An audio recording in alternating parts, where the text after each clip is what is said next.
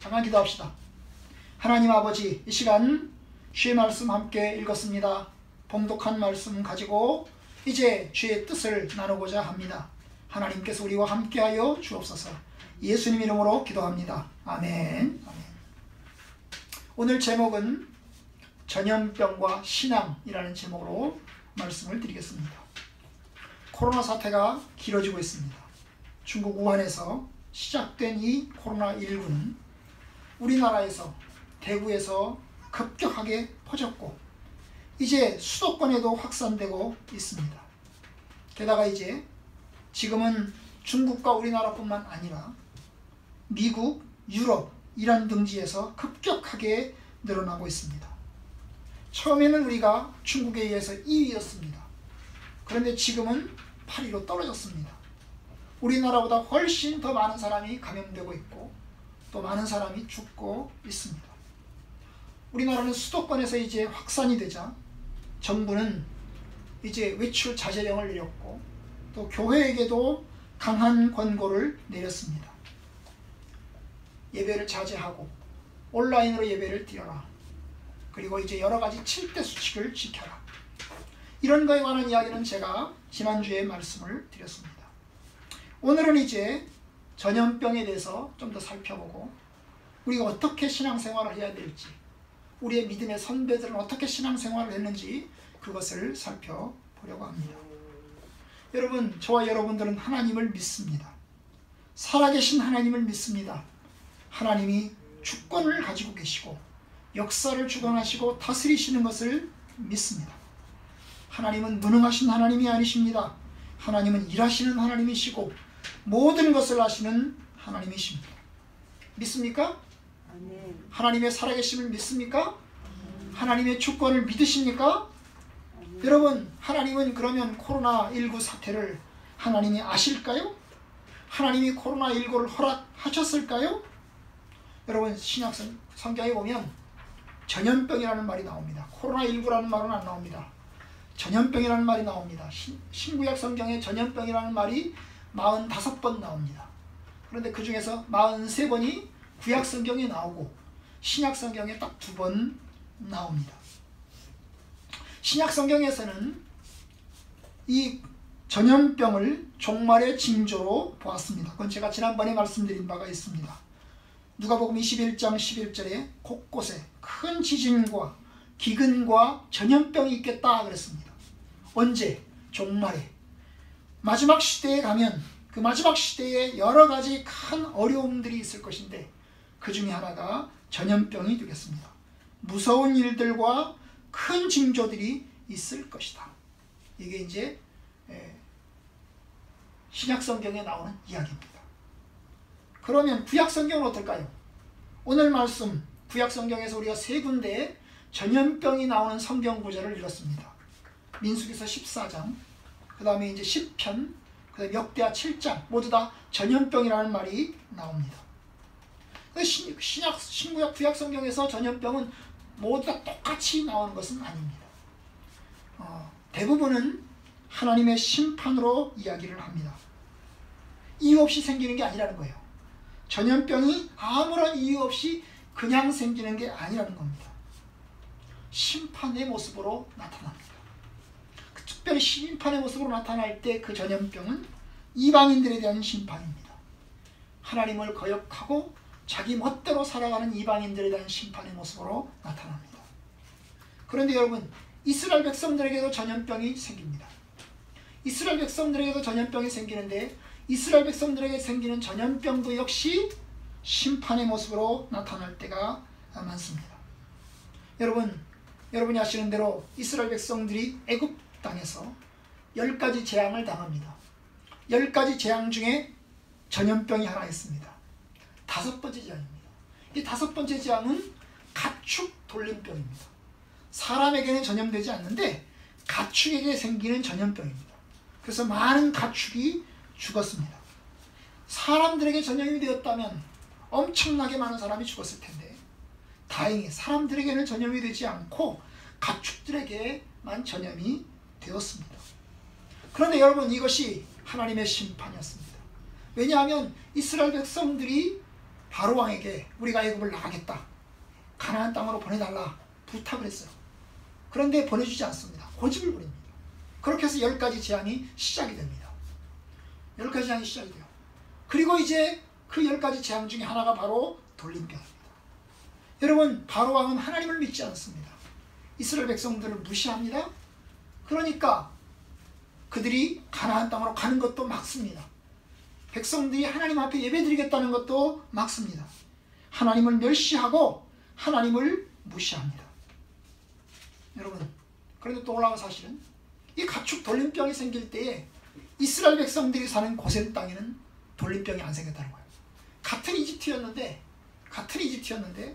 이 이스라엘 백성들이 사는 이 고센 땅은 안전하였고 애굽 사람들이 사는 지역만 돌림병이 돌았다는 거예요. 참 이러면 좋겠어요. 하나님께서 다 구분해가지고 하나님의 백성들에게는 무사히 넘어가고 이스라엘 백성들은 무사히 넘어가고 하나님 이방인들에만 걸리면 얼마나 좋겠어요. 그런데 사실은 지금 현재 우리는 교회에서도 걸리고 성도들도 걸리고 있는 것을 보게 됩니다. 여러분, 또 한 가지가 이제 이스라엘 백성들이 걸린 전염병인데요. 오늘 읽은 우리가 민수기서 14장에 나오는 이야기가 이스라엘 백성들을 향한 이제 전염병의 이야기를 보여주고 있습니다. 이 백성이 어느 때까지 나를 멸시하겠느냐? 내가 그들 중에 많은 기적을 행하였으나 어느 때까지 나를 믿지 않겠느냐? 여러분, 이 백성은 누구냐면 이스라엘 백성들 말합니다. 이스라엘 백성들이 하나님을 믿지 않습니다. 하나님을 믿고 모세를 따라서 애굽을 떠나왔는데, 그리고 가나안 땅으로 가고 있는데 그들 광야에 있습니다. 그런데 광야에 있는 이스라엘 백성들이 하나님을 잘 경외하느냐? 그렇지 않다는 거예요. 광야의 생활을 하고 있으면 참 하나님 앞에 경건하고 하나님의 뜻대로 살아야 될 텐데 그렇지 않아요. 이스라엘 백성들은 뭐예요? 산에 올라간 모세를 기다리다가 산에서 모세가 안 내려온다고 우상을 만들어서 섬기고, 그리고 이스라엘 백성들이 약속을 했어요. 내가 너희들에게 가나안 땅을 주겠다.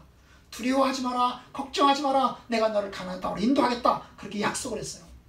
그런데 이스라엘 백성들은 그걸 믿지 않아요. 어떻게 합니까? 정탐꾼을 보내죠. 정탐꾼을 보내면서 너희들 가서 그 땅 형편을 좀 잘 살펴보고 지도를 가려가지고 오너라. 그리고 너희들이 올 때 그 가나안물의 소산물을 좀 가지고 와라. 그랬습니다. 그리고 그들은 가지고 돌아왔어요. 그리고 이야기합니다. 참 그 땅 못 올라갑니다. 우리는 올라가면 다 죽습니다. 우리는 올라가면 안 됩니다. 거기에 살고 있는 사람은 거인들이 엄청나게 많고 우리는 다 피라미와 같습니다. 메뚜기와 같습니다. 우리는 다 죽을 겁니다. 안 됩니다. 그렇게 이야기를 했습니다. 여러분, 하나님께서 이야기했어요. 걱정하지 마. 내가 너희들이 가나안 땅을 줄 테니까 걱정하지 마라. 올라가자. 이야기해도 이스라엘 백성들은 하나같이 부정적인 보고를 합니다. 이 부정적인 보고를 받은 이스라엘 백성들 땅을 치며 통곡합니다. 우리가 왜 가나안 땅으로 가겠다고 애굽을 나섰단가? 그냥 애굽에 그냥 살고 있지 왜 이렇게 이 고생하면서 하고 있나? 그러면서 하나님을 원망합니다. 그리고 어떻게 해요? 모세를 원망하고 심지어 모세를 돌로 쳐서 죽이려고까지 하였습니다. 바로 그런 상황에서 하나님께서 이야기합니다. 이 이스라엘 백성들에게 내가 많은 기적을 베풀었고 많은 능력을 베풀었고 내가 그들을 인도하여 왔건만 어떻게 해서 그들은 아직도 나를 못 믿느냐? 어떻게 그들은 나를 못 믿느냐? 어떻게 언제까지 이 백성들은 나를 멸시하겠느냐? 하나님을 무시하고 하나님을 신뢰하지 않는 것입니다. 그래서 하나님이 이야기합니다. 12절에 이제 내가 그들을 다 죽여야겠다. 전염병을 통해서 이 전염병을 통해서 그 백성들을 다 죽여버려야 되겠다. 그리고 이제 너로 모세죠. 모세야, 내가 너의 후손으로 내가 백성을 새로 만들어가지고 백성을 새로 만들어서 그들로 그 강한 나라를 만들어서 가나안 땅을 내가 데려가야겠다. 결국 뭡니까? 그 이스라엘 백성들은 다 죽여버리고 전염병을 통해서 다 죽여버리고 어떻게 해요? 새로운 백성 만들어야 되겠다. 이렇게 이야기를 하고 있습니다. 새로운 인종을 만들어야 돼요. 여러분, 여기서 말할 때 전염병, 이스라엘의 불신에 대한 하나님의 심판입니다. 물론 이 심판은 실행되진 않았습니다. 모세가 하나님 앞에 기도했거든요. 하나님, 그러시면 안 됩니다. 이스라엘 백성들 하나님이 건져내지 않았습니까? 전염병으로 돌게 하시면 안 됩니다. 안 됩니다. 그러시면 안 됩니다. 그러면 이방 사람들이 다 욕할 겁니다.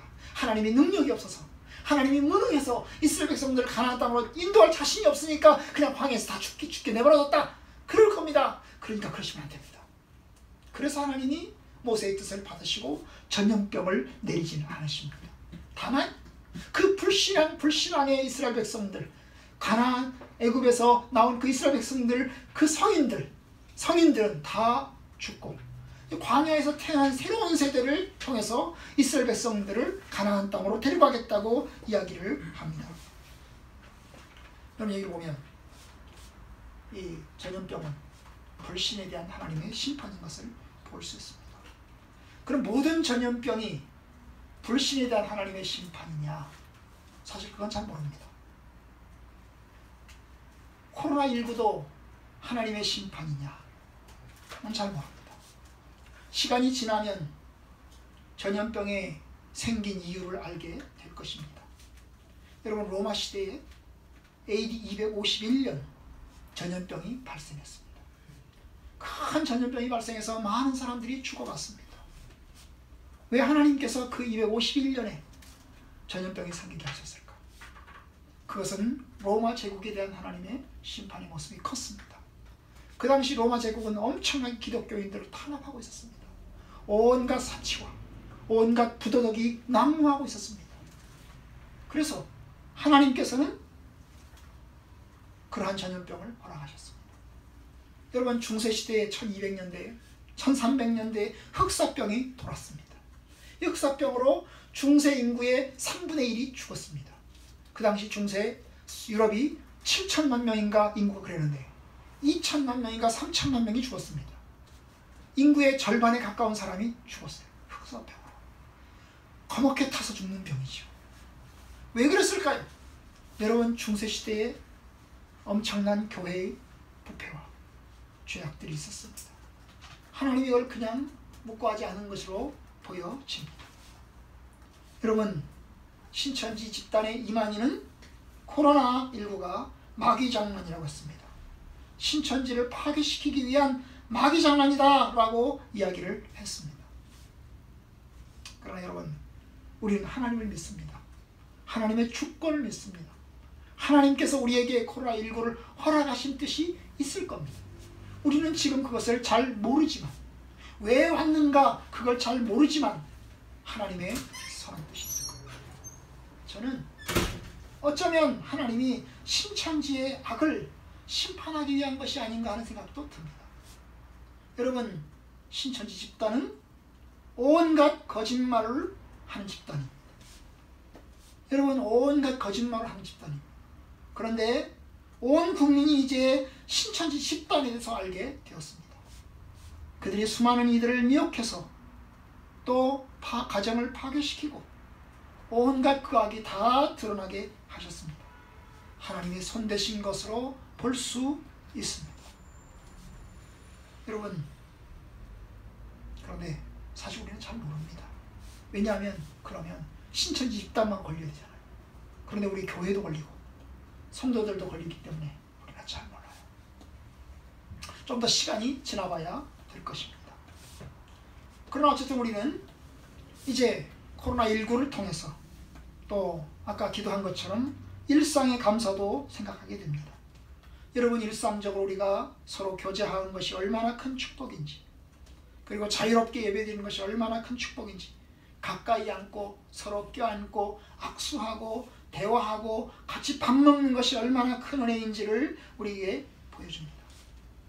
여러분, 코로나19 때문에 우리는 거의 대부분 자택격리를 당하고 있습니다. 자택에서 나오지 못합니다. 그런데 여러분, 자택격리된 것 때문에 또 살아나는 것도 있습니다. 뭘까요? 가정예배입니다. 우리 초창기 믿음의 성도들은 가정예배를 드렸습니다. 그런데 언제부터인가 가정예배를 안 드립니다. 성도들의 가정도 가정예배를 안 드립니다. 주일 저녁예배를 드렸거든요. 주일 저녁예배를 드렸습니다. 교회가. 그런데 이제 주일 저녁예배가 없어지고 오후 예배를 드렸어요. 그리고 집에서 가정예배 드리라고. 그런데 성도들이 가정예배를 안 드립니다. 다 놀러 다니기 바쁩니다. 그런데 여러분, 어디를 못 가잖아요.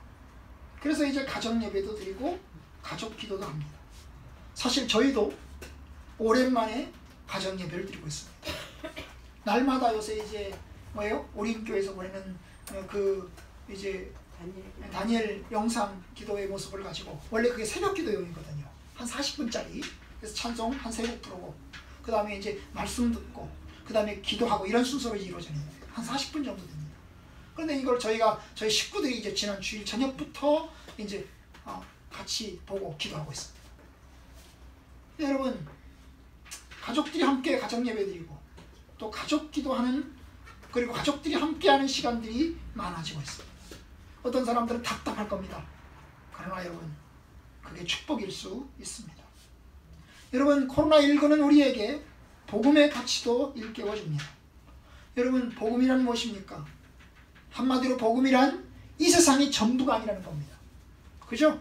우리에겐 이 세상이 전부가 아닙니다. 우리의 인생 전부가 이 세상이 아닙니다. 우리의 본향은 하늘나라입니다. 이 세상은 기근과 칼과 전염병이 늘 상존하는 곳입니다. 이 세상은 안식의 땅이 아닙니다.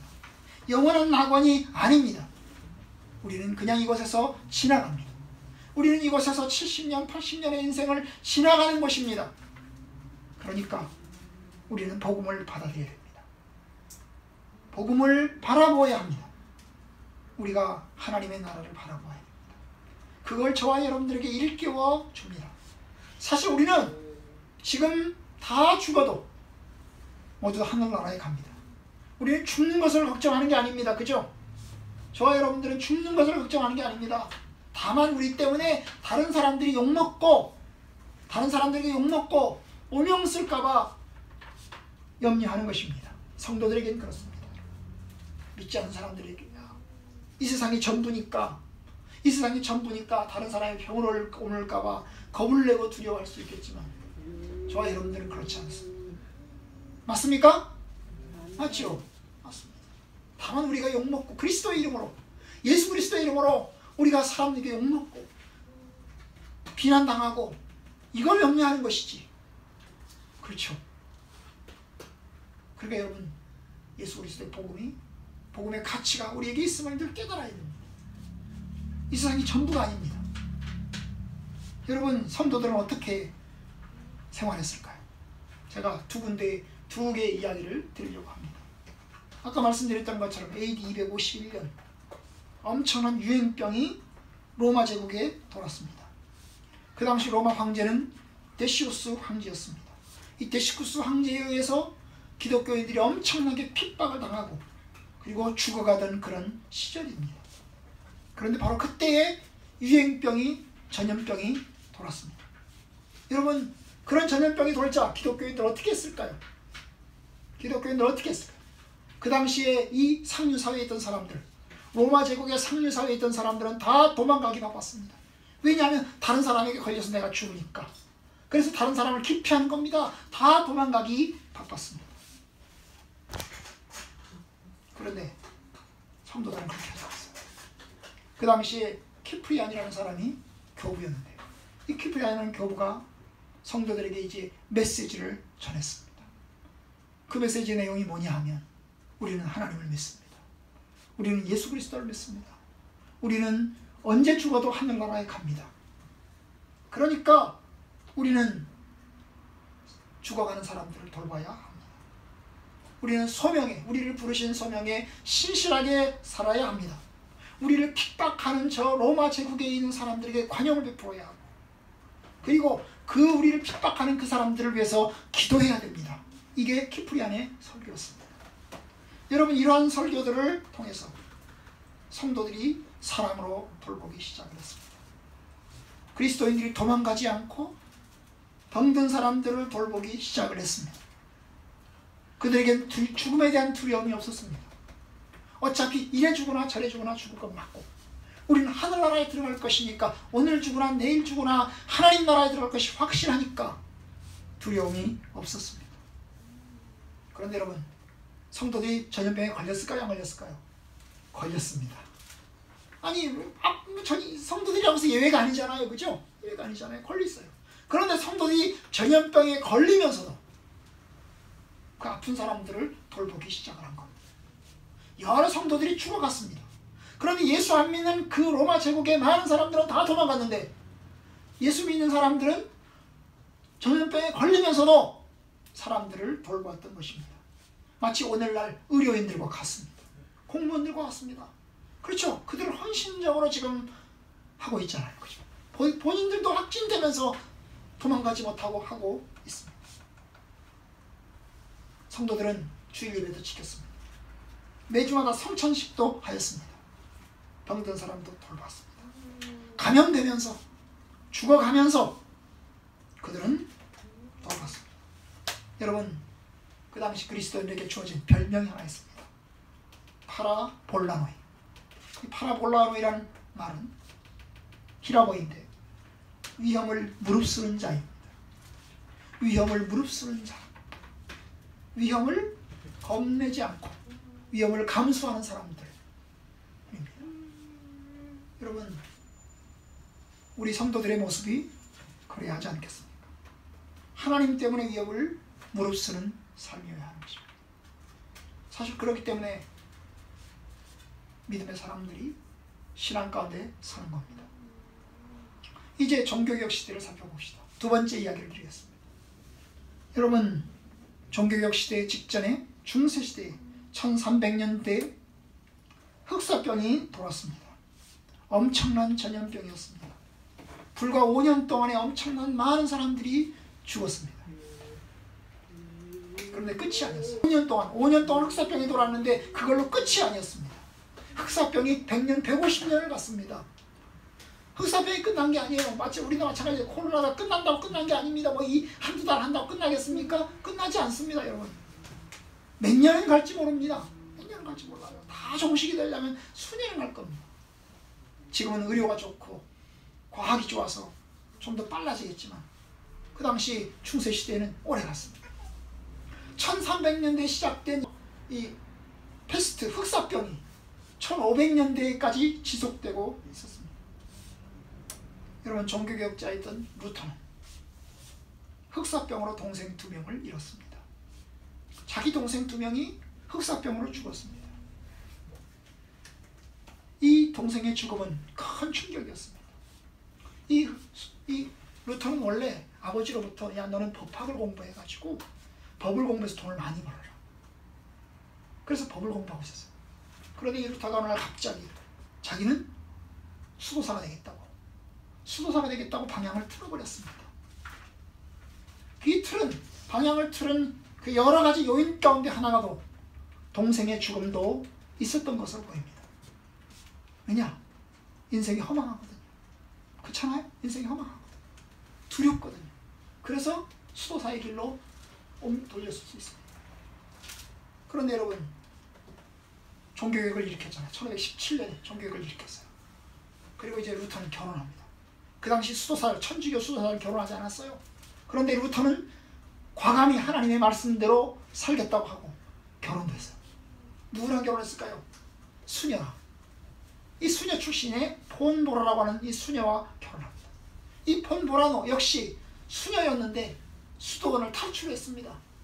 왜냐? 성경을 믿는 신앙으로 가지면서 성경이 우리가 결혼 안 해야 되는 게 아니구나, 할 수도 있는 거구나 그랬어요.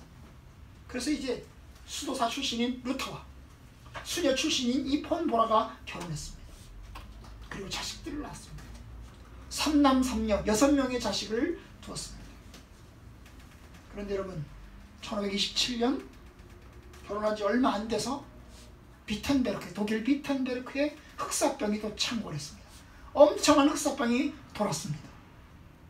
여러분, 바로 이때 그의 큰딸이 흑사병에 걸려서 죽었습니다. 어린 딸이. 그 당시 의료기술이 좋았겠어요? 잘 못했어요. 병을 좋지 못했어요.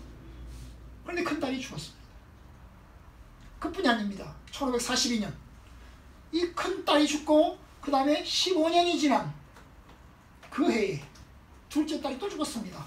역시 흑사병으로 죽었습니다. 13살의 나이로 죽었습니다. 여러분, 루터에게 있어서 자녀들이 흑사병으로 죽는다는 것은 굉장히 큰 충격이었습니다. 그래서 루터가 글을 씁니다. 글을 써요. 아티클을 하나 씁니다. 그 아티클의 내용이 뭐냐면 치명적인 전염병에서 도망가야 되느냐, 치명적인 전염병에서 우리는 어떻게 해야 되느냐, 도망가야 되느냐, 이러한 전염병, 그런 아티클을 썼습니다. 우리는 뭐 종교개혁자 루터가 맨 이제 신학 얘기만 하고 로마 캐톨릭 천주교 비판하는 얘기만 하는 줄 알았더니 이 전염병에 관한 이야기도 했단 말입니다. 그런데 여기서 그런 세 가지를 이야기합니다. 이 아티클에서 그런 세 가지를 이야기합니다. 그 첫 번째, 도망가는 죄가 아니다. 전염병을 피해서 도망가는 건 죄가 아니다. 우리는 도망가는 건 죄라고 생각하는데, 도망가는 건 죄 같은데, 그치? 그냥 딱 지키고 있어야 되는 것 같은데, 이렇다는 말했어요. 도망가는 건 죄가 아니야. 도망갈 수 있으면 도망가. 이게 첫 번째입니다. 다윗도 도망갔다. 사울과 압살롬의 그 반역과 위협 앞에서 다윗도 도망갔다. 광야. 그리고 또한 엘리야 선지자도 이세벨의 그 위협을 피해서 광야로 도망갔다. 그러니까 도망가는 건 죄가 아니다. 도망갈 수 있으면 도망가라. 전염병을 피해서 도망갈 수 있으면 도망가라. 여러분, 그 당시에 이 중세교회는 엄청난 피해를 맛봤어요. 이 중세교회는 도망가지 않아서 피해를 본 겁니다. 왜냐? 중세교회는 여전히 이 흑사병이 돌고 도는데도 불구하고 매주마다 모이는 걸 고수를 했습니다. 고집인지 무식한 건지. 그러니까 여러분, 매주마다 모였어요. 거기다가 중세교회, 그 중세시대에는 성찬식을 했거든요. 매주마다 성찬식을 했어요. 천주교가 성찬식을 하잖아요. 그죠? 매주마다 성찬식을 했거든요. 그러니까 우리는 믿음으로 견디자, 모이자 이래가지고 결국 모이다가 교회가 많은 피해를 보았습니다. 여러분, 도망가는 건 죄가 아닙니다. 만약에 설마 흑사병이, 전염병이 하나님의 형벌이라고 하더라도 그러면 그냥 받아야 되느냐? 피하지 말고 그냥 받아야 되느냐? 하나님 형벌이니까 하나님 나 형벌 그냥 받겠습니다. 받아야 되느냐? 그렇지 않다는 거예요. 만약에 그러면 우리는 추위와 고생을 다 그대로 그냥 감수해야 됩니다. 운명 문제처럼. 그러나 우리는 그렇게 할 필요는 사실 없죠. 그죠? 그래서 피할 수 있으면 피해야 돼요. 두 번째 루터가 얘기한 게 뭐냐면 전염병에 대항해라는 거죠. 대항하라. 전염병에 대항하라. 장소, 코로나 이 전염병에 걸렸던 장소와 사람들을 피하지 않는 것은 어리석은 것이다. 그러니까 뭐래요? 소독하라는 거죠. 약도 쓰고 열심히 소독도 하라는 거예요. 집도 소독하고 거리도 소독하고 화장실도 소독하고 열심히 소독해라. 이 두 번째 지침이었습니다. 여러분, 이 루터의 가르침이 우리에게 유익을 줍니다. 세 번째, 그런데 도망가지 말아야 될 사람이 있다. 다 도망가야 되는데, 전염병을 피해서 도망가는 건 죄가 아니다. 그렇게 도망갈 수 있으면 도망가야 되는데 도망가지 말아야 될 사람들이 있다. 도망가지 말아야 될 사람들은 도망가지 마라. 의무를 다해야 되는 사람은 도망가지 마라. 의무를 다해야 하는 자 누구겠어요? 공직자죠. 그 당시에 시장, 관리인들, 경찰들, 그 다음에 간호가 필요한 환자와 가족을 둔 사람들, 이런 사람들은 도망가서는 안 된다는 거예요. 오늘날 의료인들과 공무원들과 같은 사람들이죠. 의무를 다해야 될 사람들입니다. 그게 도망가면 되겠습니까? 나 코로나 걸리기 싫다고 해서 다 공무원들이 도망가버리고 의료인들이 도망가버리면 어떻게 하겠습니까? 안 되는 거죠. 그럼 목사는 어떨까요? 목사는 도망가야 되는 사람입니까? 도망가지 말고 지켜야 되는 사람입니까? 응? 목사는 지켜야 되는 사람입니다. 여러분, 목회자는 의료인이 아니기 때문에 사람을 살리거나 고칠 수 없습니다. 그죠? 목사는 공직자가 아니기 때문에 뭡니까? 의무를 행사할 수 있는 사람이 아닙니다.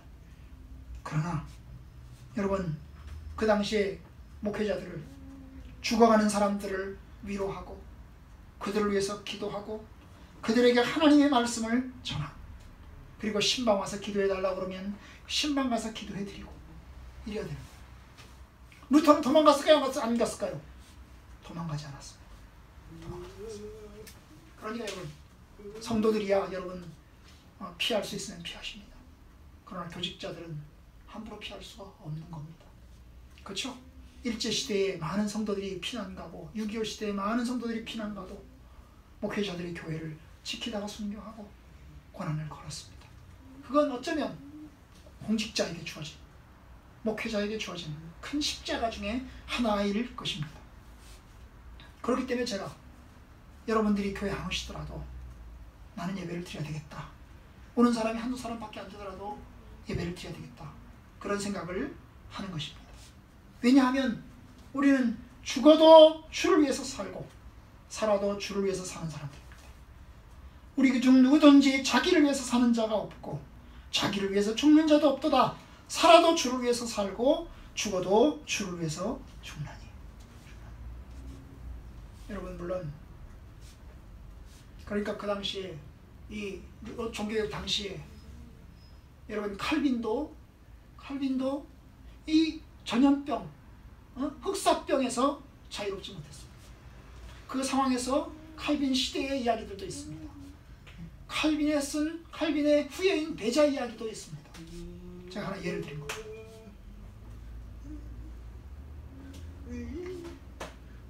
코로나를 생각하면 우울하고 힘듭니다. 그러나 여러분, 코로나가 영원하지 않습니다. 끝날 겁니다. 언젠가는 끝날 겁니다. 감사하죠. 미리 감사드립니다.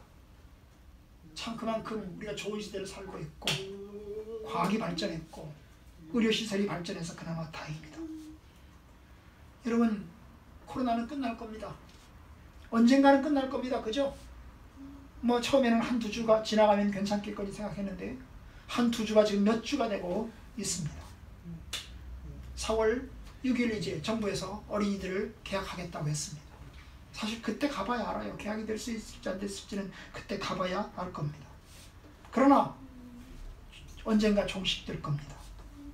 생각해 보세요. 코로나19가 영원하다면, 영원히 코로나19가 계속된다면, 100년, 200년, 300년 계속해서 코로나19가 계속된다면 여러분, 그러면 절망입니다. 절망입니다. 그죠? 그런데 다행스러운 것은 지나갈 거라는 겁니다. 코로나19도 얼마 지나지 않으면 지나갈 것이니까 위안을 삼습니다. 근데 여러분, 코로나19보다 더 무서운 게 있습니다. 뭡니까? 하나님의 지옥의 심판입니다. 여러분, 이 지옥의 심판은 영원합니다. 한 번 지옥으로 떨어지면, 한 번 내려가면 그 지옥은 영원합니다.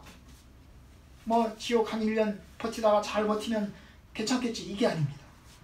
얼마나 심각합니까? 코로나19는 그래도 지나갈 것이니까 그나마 다행이지만 여러분, 하나님의 심판은 영원합니다.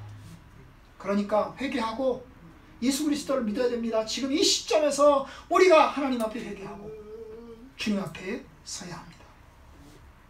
하나님은 저와 여러분들에게 좋은 세상을 살게 하셨습니다. 참 좋은 세상 살게 했습니다. 전염병을 주셨지만 또 의학의 발전도 허락해 주셨습니다. 참 중세시대에 비해서 우리가 얼마나 많은 의학적 발전이 있었습니까? 많은 지식이 있습니까? 인터넷을 통해서 시시각각으로 다른 나라의 확진자의 모습이 늘어나고 줄어드는 것을 우리가 보고 있습니다. 여러분, 마스크를 쓰는 것을 우리는 배우고 있습니다. 손소독제를 우리가 사용하는 법을 배우고 있습니다. 그 옛날, 지금부터 500년 전에 손소독제가 있었습니까? 마스크가 있었습니까? 그런 것도 몰랐습니다. 그러니까 엄청나게 많은 사람이 죽었습니다. 그런데 우리나라 이렇게 일찍 진단하는 코로나 키트를 만들어가지고 그걸로 일찍 진단하고 빨리빨리 격리하고, 그러니까 그 수천 명이 감염되는 속에서도 죽는 사람 많지 않아서 다행입니다. 우리나라는 한 1% 사망자, 그죠? 확진자의 사망자의 1%, 한 1% 정도 됩니다. 근데 오늘 보니까 이탈리아는 몇 프로 됩니까? 이탈리아는 10%입니다. 9%에서 10%예요. 10명 확진되면 1명 죽는 거예요. 엄청나게 많은 사람. 우리나라는 100명 확진되면 1명 죽을까 말까인데 엄청나게 많은 겁니다. 참 정부가 열심히 잘하고 있고 또 열심히 의료인들이 노력하고 있습니다. 그들이 몸에 붙은 반창고를 보면 참 안타깝습니다. 여러분, 하나님의 은혜입니다. 우리에게 많은 의학적 지식도 주셨고 또 여러 가지 관리할 수 있는 길도 허락해 주셨습니다. 이것이 하나님의 은혜입니다. 그죠? 하나님의 은혜. 그러나 교만해서는 안 됩니다. 오늘 두 번째 말씀이 시편 91편의 이야기입니다. 시편 91편에 보면 전염병 이야기를 합니다. 3절, 이는 그가 너를 새 사냥꾼의 올무에서와 심한 전염병에서 건지실 것이미로다. 사냥꾼의 올무에서와 심한 전염병에서 건지실 것이다. 누가? 하나님께서 건지실 것이다. 누구에게? 1절, 지존자의 은밀한 곳에 거주하며 전능자의 그늘 아래에 사는 자여. 하나님께서 하나님의 그늘 속에 있는 자들에게, 전능자의 그늘 속에 있는 자들에게 하나님께서 이야기합니다. 심한 전염병에서 건지실 것입니다. 그가 너를, 그의 깃이 뭡니까? 날개죠. 그죠? 그의 날개 안에 그를 덮으시리니 네가 그의 날개 아래에서 피하리로다. 그의 진실함은 방패와 손방패가 대신하니 너는 밤에 찾아오는 공포와 낮에 찾아드는 화살과 어두울 때 퍼지는 전염병과 밝을 때 닥쳐오는 재앙을 두려워하지 아니하리로다. 하나님이 지켜주겠다는 겁니다. 하나님이 돌봐주겠다는 겁니다. 이 시편 91편에서 이 전염병은 하나님의 징계의 모습입니까? 하나님의 심판인가요? 그렇진 않은 것 같습니다. 그죠? 이 시편 91편의 내용은 하나님의 심판의 맥락에서 너희 이스라엘 백성들아 내가 너희들을 심판해서 너희들을 전염병을 다 죽게 하겠다, 이런 맥락에서 하신 게 아니죠. 그죠? 하신 게 아닙니다. 그런 걸 보면 우리에게 이제 하나님이 허락하셨고 하나님이 하시긴 하시되 꼭 심판이 아닌 맥락에서도 전염병이 올 수 있는 것을 보게 됩니다. 그런데 하나님이 이야기합니다. 내가 너를 돌봐주겠다. 내가 너를 지켜주겠다. 내가 너를 건져주겠다. 하나님이 이야기하십니다. 너희들이 피하게 될 것이다. 여러분, 우리 약속을 믿어야 됩니다. 저와 여러분들 이 약속을 믿어야 됩니다. 하나님이 우리의 하나님이시니 하나님 우리를 지켜주시고 우리를 돌봐주십시오 라고 기도해야 됩니다. 그죠? 기도해야 됩니다. 그죠? 그러나 교만해서는 안 됩니다. 야, 하나님이 나를 지켜줄 거니까 나는 뭔 짓을 해도 괜찮아. 하나님이 나를 지켜줄 거니까 뭐 그냥 무슨 독을 먹으며 무슨 독을 먹을지라도 무슨 뱀을 집을지라도 나는 해를 당하지 않고 걱정할 거 없어. 그러면서 마음대로 방탕하게 지내면 안 됩니다. 조심해야 됩니다. 그죠? 조심해야 됩니다. 예수 믿는 사람들이 말이에요, 이 무식한 사람들도 있습니다. 하나님 우리를 지켜줄 거니까 우리가 뭔 일을 괜찮아. 여러분, 그러면 안 됩니다. 제가 보기엔 성남에 있는 그 교회의 경우는 목사님이 기도를 열심히 하시는 겁니다. 성도들이 열심히 하는 겁니다. 그러니 기도를 열심히 하다 보니까 믿음이 너무 커가지고 하나님이 우리를 지켜주겠지, 괜찮겠지, 그러면서 무식하게 덤비는 일을 하다가 그러지 않나 싶습니다. 사실 오늘도 이제 몇몇 교회들, 대형 교회들은 지금 집단적으로 예배를 드린다고 합니다. 그죠? 집단 예배를 드려. 믿음이 센 건지 어리석은 건지 잘 모르겠어요. 정부가 그렇게 조심하도록 권고하는데도 불구하고 우리는 무슨 독을 먹으며 무슨 뱀을 마실지라도, 무슨 뱀을 집을지라도 우리는 해를 받지 않을 것이다. 하나님이 우리를 지켜줄 것이다. 이렇게 하는 것은 여러분 옳은 것이 아닙니다. 조심할 거 조심해야 됩니다. 그죠? 우리가 최선을 다해서 조심하고 노력하는데도 불구하고 걸리면, 확진이 되면 하나님의 뜻이 있겠거니 생각하고 하나님 안에서 하나님 바라보면 되겠지만 교만하게 행동해서는 안 되는 것입니다. 아무렇게나 살자, 그 말은 아닙니다. 그죠? 루터의 가르침이 뭡니까? 전염병을 피해서 도망갈 수 있으면 도망가라. 피할 수 있으면 피해라. 소독해라 하셔야 됩니다. 이제 마지막 한 가지 말씀드리고 맺으려고 합니다. 바로 역대하의 말씀입니다. 이 역대하의 말씀 역시 뭡니까? 전염병의 이야기를 하고 있습니다.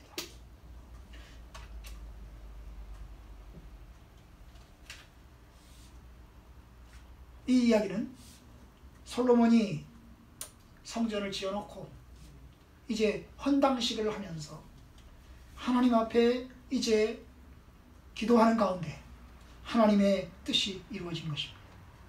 성전을 다 지어놓고 성전 건축을 다 해놓고 하나님 앞에 기도하고 예배하고 난 다음에 하나님이 나타나셔서 솔로몬에게 나타나셔서 하신 말씀을 이제 이야기합니다.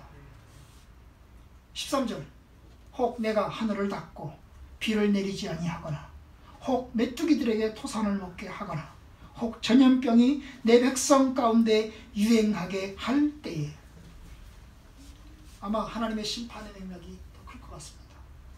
하나님께서 하늘을 닫고 비를 내리지 않습니다. 뭐예요? 기근이죠. 기근입니다. 흉년이 든 겁니다. 이 비가 한 방울 안 옵니다. 살 수 있나요? 농사도 안 되고 먹고 살 수도 없습니다. 이게 엄청난 재앙입니다. 혹 메뚜기들에게 토산을 먹게 하거나 메뚜기 재앙입니다. 메뚜기들이 와가지고 완전히 농산물을 다 갉아먹어가지고 농산물이 완전히 풍지박산이 나는 겁니다. 이스라엘이 엄청난 큰 고통이죠. 아모스서를 보면 이 아모스는 메뚜기 재앙에 대한 이야기를 하고 있습니다. 하나님의 심판입니다. 또 전염병이 내 백성 가운데 유행하게 할 때 전염병이죠. 아마 이 모든 것은 하나님께서 심판의 상황 속에서 하신 말씀일 것입니다. 그런데 주님 이야기하십니다. 그렇게 유행하게 할 때에 14절 내 백성으로 일컫는 내 이름으로 일컫는 내 백성이 그들의 악한 길에서 떠나 스스로 낮추어 기도하고 내 얼굴을 찾으면 내가 하늘에서 듣고 그들의 죄를 사하고 그들의 땅을 고칠지라. 여러분, 이게 하나님의 약속입니다. 비록 하나님의 징계로 하나님의 심판으로 재앙이 찾아왔다 할지라도 끝이 있다는 거예요. 재앙이 끝이 아니라 내가 재앙으로 너희들을 다 죽여버리겠다. 끝이 아닙니다. 하나님은 그의 백성들을 사랑하십니다. 하나님은 사람들을 사랑하십니다. 그래서 이야기합니다. 회개하라. 너희들이 회개하고 내 백성이 악한 길에서 떠나. 악한 길이 뭐예요? 죄된 삶을 버리고 내 얼굴을 찾으면, 하나님을 찾으면 스스로 낮추고 하나님께 기도하고 하나님의 얼굴을 찾으면 하나님이 하늘에서 그 기도를 듣고 그들의 죄를 사하고 그들의 땅을 고칠지라. 여러분, 의료인들은 방역을 힘쓰고 있습니다. 정부 관계자들은 방역을 힘쓰고 있습니다. 그럼 저와 여러분들은 무엇을 해야 됩니까? 예수 믿는 우리들은 무엇을 해야 됩니까? 우리가 교만과 우리의 죄를 버릴 때입니다. 위기는 기회라고 하였습니다. 우리의 책임은 방역도 열심히 하고 소독도 열심히 하고 거리두기도 열심히 하면서도 동시에 하나님 앞에 회개하고 하나님의 뜻대로 살아야 됩니다. 여러분, 세상은 하나님을 믿지 않으니까 인간적으로 할 수 있는 일을 합니다. 하나님을 믿지 않으니까 소독하고 방역하고 여러모로 이제 격리를 합니다. 여러분, 그런다고 해서 되는 게 아니에요. 그런다고 해서. 근데 여러분, 우리는 하나님께 회개하고 하나님 앞에 엎드려야 됩니다. 우리는 신자로서, 예수 믿는 사람으로서 하나님 중심이 아닌 인간 중심의 삶을 살고 있는 것을 회개합니다. 사실 전 세계가 이러한 사태 가운데 있는 것은 굉장히 큰 각성의 표시입니다. 우리 교회, 우리나라의 교회도 마찬가지입니다. 사실 교회가 바람직하지 않습니다. 대형 교회가 생기는 것 하나님의 뜻이 아닙니다. 왜요? 대형 교회 가면 옆에 앉은 사람이 누구인지 알아요? 몰라요. 여러분, 극장 가시면 옆에 앉은 사람이 누구인지 압니까? 몰라요. 그냥 영화 한 편 보고 나오는 거예요. 대형 교회 가면 그냥 설교 듣고 나오는 거예요. 옆에 앉은 사람이 누군지 모릅니다. 성도의 교제가 있습니까? 성도의 교제가 굉장히 어려워요. 어려워요. 그런 상황입니다. 교회가 교회로서 역할을 감당해야 됩니다. 최근까지 교회가 세습한답시고 욕먹고 돈 때문에 참으로 믿음의 사람들이 죄짓고 이와 같은 삶을 살았어요. 우리 역시 세상을 바라보고 살 때가 많잖아요. 근데 여러분, 하나님을 회개하고 하나님께 구해야 됩니다. 여기에 하나님의 약속이 있어요. 뭐예요? 내가 하늘에서 듣고 그들의 죄를 사하고 그들의 땅을 고칠 것이다. 고칠 것이다. 하나님이 우리의 기도를 듣겠다는 거예요. 하나님이 우리의 간구를 듣겠다는 겁니다. 저와 여러분 기도합시다. 기도합시다. 얼른 종식되게 해달라고 우리의 삶을 회개하면서 하나님 앞에 기도합시다. 주께서 고치실 겁니다. 비록 이때가 저와 여러분들에게는 믿음의 시간들이요, 또 주님의 시간들이 되기를 바랍니다. 하나님의 은혜를 구하는 시간 되기를 바랍니다. 가정예배 안 드리시는 분은 가정예배 드릴 수 있는 시간 되기를 바랍니다. 새벽기도 안 하시는 분은 새벽기도 할 수 있는 시간이 되기를 바랍니다. 성경 잘 안 읽으시는 분은 성경 잘 읽으시는 기회가 되기를 바랍니다. 하나님 앞에 개인적으로 개인 경건 생활 잘 안 하시는 분은 할 수 있는 기회가 되기를 바랍니다. 그래서 보다 더 하나님 중심적인 삶이 되기를 바랍니다. 어려울 때에 하나님 중심적인 삶이 되기를 바랍니다. 그래서 위기를 잘 이겨내 기쁨으로 설 수 있기를 주의 이름으로 축원합니다. 하나님이 저와 여러분들과 함께 하시고